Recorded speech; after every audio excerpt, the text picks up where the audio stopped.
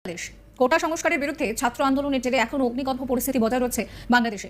শুক্রবার 19 জুলাই থেকে দেশ জুড়ে জারি করা হচ্ছে কারফিউ। রাস্তায় টহল দিচ্ছে সেনার ট্যাঙ্ক। দেখা মাত্রই গুলি চালানোর নির্দেশ দেওয়া হচ্ছে সেনাকে।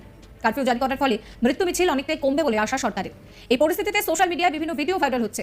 সেরকমই একটি গোপন ভিডিও ভাইরাল হয়েছে, যে ভিডিওতে দেখা যাচ্ছে যে হাসিনা সরকারের পুলিশ বাড়ি বাড়ি ঢুকে মৃতদেহ বের করছে। এমনকি হাসিনা সরকারের পুলিশ বাড়ি বাড়ি ঢুকে মারধরও করছে।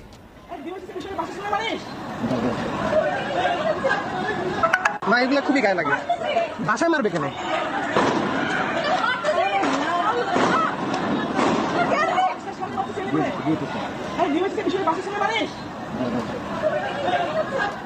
সম্ভবত কোনো বহুতল থেকে এই ভিডিও তুলে সোশ্যাল মিডিয়ায় আপলোড করা হয়। এই ভিডিও মনে করিয়ে দিচ্ছে মুক্তিযুদ্ধের সময় 1971 সালের 25শে মার্চের কথা। প্রসঙ্গত 1971 সালে বিপুল জনমত নিয়ে ভোটে জিতেছিলেন বঙ্গবন্ধু মুজিবুর রহমান। এরপর স্বাধীন বাংলাদেশ সরকার গড়ার ডাক দিয়েছিলেন বঙ্গবন্ধু। কিন্তু পরিস্থিতি বেগতিক দেখে পাক সেনার তরফে বারবার বঙ্গবন্ধু মুজিবুরের সঙ্গে বৈঠক করা হয়। এই পরিস্থিতিতে আবার আকাশ ও সমুদ্রপথে সেনার ট্যাঙ্ক সেনা বাংলাদেশের প্রধান শহর, সেখানে প্রধান যে শহরগুলো রয়েছে সেখানে মোতায়েনের কাজ শুরু করে পাক সেনা।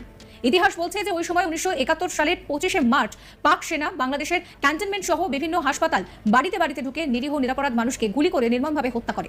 এমনকি হাসপাতালে চিকিৎসাধীন বহু রোগীকেও গুলি করে হত্যা করে পাক সেনা। এদিকে এই পরিস্থিতিতে বঙ্গবন্ধু কিন্তু তখন বাংলাদেশে ছিলেন না। তাকে তখন আলোচনার জন্য ডেকে বন্দী রাখা হয়েছিল পাকিস্তানে। এই সময় 26শে মার্চ খালেদা জিয়ার স্বামী মেজর জিয়াউর রহমান তার অনুগামী কয়েকজন সেনাকে নিয়ে চট্টগ্রামে একটি রেডিও স্টেশন থেকে সাম্প্রতিক পরিস্থিতির কথা জানিয়ে স্বাধীন বাংলাদেশের ঘোষণা করেন।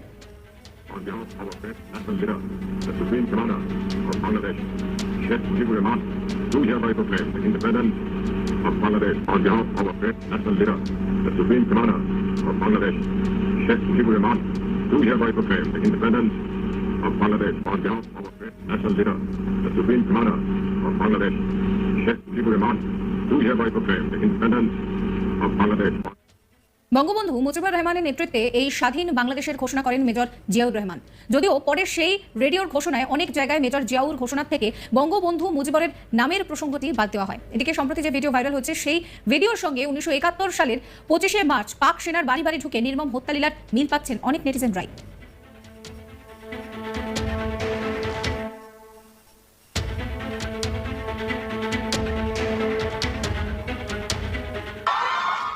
এইভাবে বাড়িতে ঢুকে শেখ হাসিনা সরকারের পুলিশ কেন মারধর করবে সেই প্রশ্নই উঠছে। যদিও ইতিমধ্যেই সরকারি চাকরিতে কোটা সংস্কার নিয়ে সুপ্রিম কোর্টের যে রায় তা সামনে এসেছে। হাসিনা সরকারের তরফে কোটা সংস্কার নিয়ে 2018 সালের সংরক্ষণই বহাল রাখার দাবি করা হয়। যদিও সুপ্রিম কোর্ট রায় দিয়েছে যে বাংলাদেশে সরকারি চাকরিতে 7% কোটা বহাল থাকবে। এর মধ্যে 5% কোটা থাকবে মুক্তিযোদ্ধাদের সন্তানদের জন্য, বাকি 2% অন্যদের জন্য। এদিকে বাংলাদেশের বিশাল অংশের নেটিজেনরা বাংলাদেশের পরিস্থিতি নিয়ে নিজেদের সোশ্যাল মিডিয়া হ্যান্ডেলে লেখালেখি করছেন। তারা জানাচ্ছেন যে ইতিমধ্যেই কয়েকশোর প্রাণ গিয়েছে। প্রধানমন্ত্রী শেখ হাসিনা পুলিশকে নির্মম বল প্রয়োগের নির্দেশ দিয়েছেন। তার দলের সাধারণ সম্পাদক কারফিউ অমান্যকারীদের গুলি করে হত্যা করার জন্য সেনাবাহিনীকে নির্দেশ দিয়েছেন।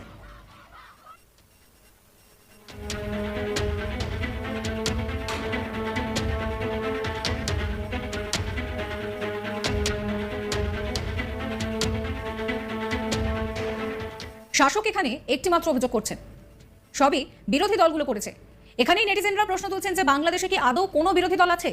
তাদের অভিযোগ যে গত 15 বছরে শেখ হাসিনার সরকার বিরোধীদের মুছে ফেলেছেন, দেশকে লুট করেছেন, জনজীবন দুর্বিষহ হয়ে উঠেছে, সাধারণ মানুষের ভোটাধিকার কেড়ে নেওয়া হয়েছে।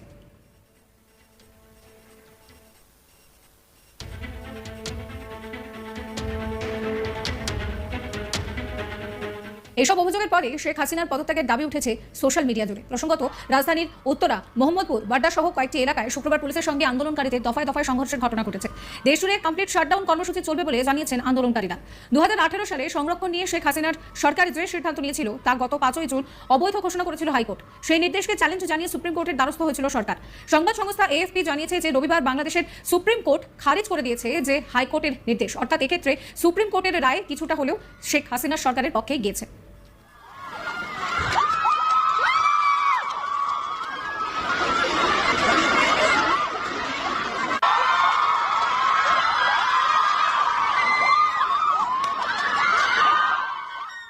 তবে 2018 সালে হাসিনা যে সিদ্ধান্ত নিয়েছিলেন তা হুবহু বহাল রাখেনি আদালত। হাইকোর্টের রায় বাতিল করা হয়েছে, তবে সংরক্ষণের ব্যবস্থা পুরোপুরি বাতিল করা হয়নি। দেশের সরকারি চাকরির ক্ষেত্রে মোট 7% সংরক্ষণের নির্দেশ দেওয়া হয়েছে। তার মধ্যে 5% সংরক্ষণ থাকবে মুক্তিযোদ্ধাদের সন্তানদের জন্য, বাকি 2% থাকবে অন্য শ্রেণীর জন্য, 93% নিয়োগ হবে মেধার ভিত্তিতে। মা এগুলো খুবই গায়ে লাগে, বাসায় মারবে কেন?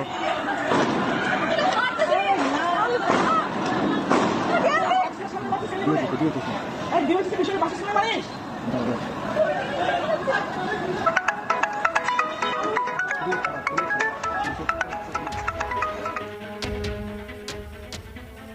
সাবস্ক্রাইব করবেন আজ তাক বাংলার ইউটিউব চ্যানেলকে, ফলো করবেন হোয়াটসঅ্যাপ চ্যানেলে। আমার রক্ত আমার ভাই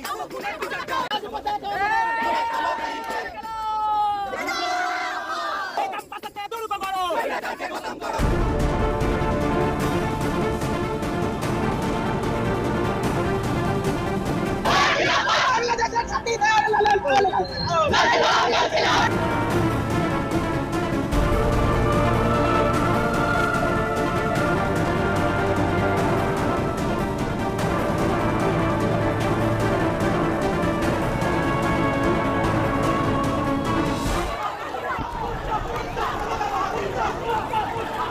এটা কিন্তু অন্যায়। আজকে এইখানেও হিন্দু মুসলমান এই সমস্ত বলে দূরে ছেড়ে করে দিচ্ছে। আসলে মানুষই যখনই তারা কোনো রকম অন্যায় দেখবে, আজকে ছাত্ররা এখানে রয়েছে, ছাত্রীরা রয়েছে, আমিও তাদের সঙ্গে এসেছি, তারা প্রতিবাদ করবে, চিরকাল প্রতিবাদ করবে। এই প্রতিবাদ কোনো গ্রেপ্তার বা এই সমস্ত দিকে বন্ধ করা যাবে না।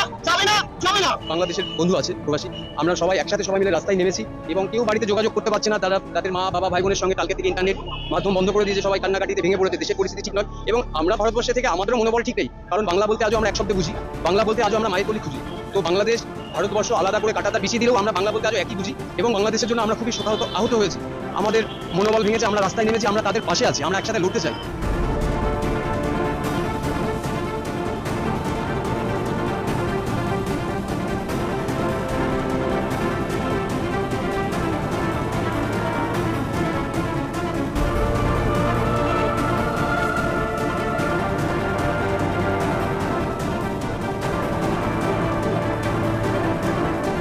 পশ্চিমবঙ্গের পুলিশ প্রশাসন তাদের কাছ থেকে এটা আমরা প্রত্যাশা করি না। যেখানে বাংলাদেশে ইতিমধ্যে 64 অধিক ছাত্রছাত্রী যারা খুন হলো সরকারের হাতে, তাদের বিচার চাইতে ছাত্ররা সেখানে উত্তাল। প্রতিদিন ছাত্র খুন হচ্ছে, শহীদ হচ্ছে, তাদেরকে টিয়ার গ্যাস বন্দুক দিয়ে আটকানোর চেষ্টা হচ্ছে। আর আজকে যখন ভারতবর্ষের পশ্চিমবঙ্গে কলকাতা শহর, যে কলকাতা শহরে আমরা আন্দোলনের রাস্তা জানি, আন্দোলনের নগর জানি, সেখানে ছাত্ররা যখন শান্তিপূর্ণভাবে ওই বাংলাদেশ হাই কমিশন অফিসের দিকে যাচ্ছে, তখন আমরা দেখলাম অদ্ভুতভাবে এখানে শাসক বাংলাদেশের আওয়ামী লীগের সরকারের যে পুলিশ, সেই পুলিশের রাজ্য চরিত্র ধারণ করে তারা আজকে আমাদেরকে আটকাচ্ছে। আমাদের সহকর্মী ছাত্র বন্ধুদেরকে তারা টেনে হিচড়ে গ্রেফতার করছে। এটা আমরা প্রত্যাশা করি না। এটা অত্যন্ত লজ্জাজনক, ধিক্কারজনক ঘটনা। হাসিনা সরকার, মমতা সরকার, যোগী সরকার, বিজেপির টোটাল কেন্দ্রীয় সরকার, এরা প্রত্যেকেই কিন্তু ফ্যাসিস্ট। এদের একটা মাত্র কাজ হলো যেন তেন ভাবে মানুষের বিক্ষোভকে, তাদের কখনো লাঠি মারছে, কখনো ওপর থেকে বম্বিং করছে, কখনো গুলি করছে। যে গুলি করার টাকা মানুষের ট্যাক্সের টাকায় হয়, পুলিশের উর্দি থেকে আরম্ভ করে মিলিটারির যাবতীয় কিছু আমাদের ট্যাক্সের টাকায় হয়। সেই ট্যাক্সের টাকায় তারা গুলিটা চালাচ্ছে, তারা ওপর থেকে বম্বিং করছে, মানুষের অধিকারকে তারা মাটিতে মিশিয়ে দিতে চাইছে। মানে শাসক এতই স্বৈরতন্ত্র যে তাদের এই গণতান্ত্রিক দাবি এবং তাদের হাতে আমরা দেখি তাদের মিছিলে কোনো বোমা বন্দুক পিস্তল আমরা দেখিনি, একদম সম্পূর্ণ গণতান্ত্রিক আন্দোলন। সেই গণতান্ত্রিক আন্দোলন সাধারণ মানুষের সেই গণতান্ত্রিক আন্দোলনের সরকারের চেতনা নেই, সরকারের যে বিবেক নেই যে তাদের সঙ্গে মানে বসে আলোচনার একটা টেবিলে নিয়ে আসা, তাকে 100 জন শহীদ করে তারপরে সেই পরিস্থিতির দিকে যাচ্ছে।